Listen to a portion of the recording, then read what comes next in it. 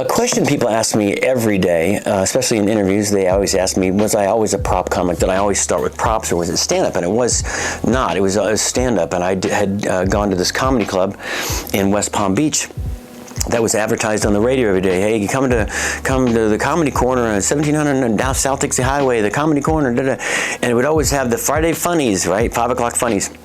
It was all these great, Foxworthy's and Seinfelds, every comic in the world, and they would perform at this club. So they had an open mic or a contest, and I had done the college. That's where I started. I'd only done like a couple shows at the college, and most of my jokes at the college were about, school, parking and books, and You couldn't have a hot plate in your dorm, but you can't make soup, but you can smoke dope. You just can't make soup.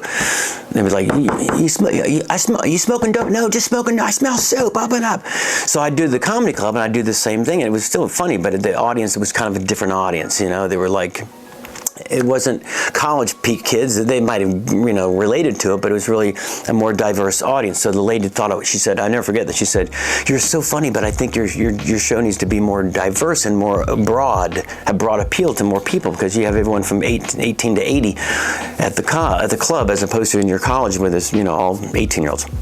I said, "Make a good point."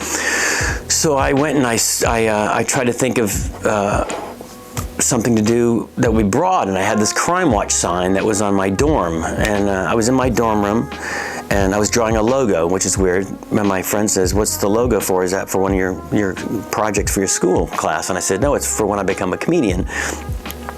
He said, "You're not a comedian." "I know, but I have a logo, so the hard part's over. I have the logo." So I drew this little logo, Carrot Top, and my friend's like, "You're an idiot." And then he said, I said, "I'm trying to get into this comedy thing." And he says, "Why don't you do the Crime Watch sign? That's funny."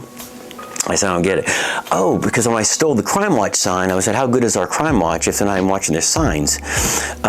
So I walked on stage and said, "I'm late, I'm in the neighborhood," and it killed. So I went back to the comedy club and I showed the woman that joke, and she said, "Oh my God, this is the kind of stuff you should do. This is really smart. It's clever. I love the wording."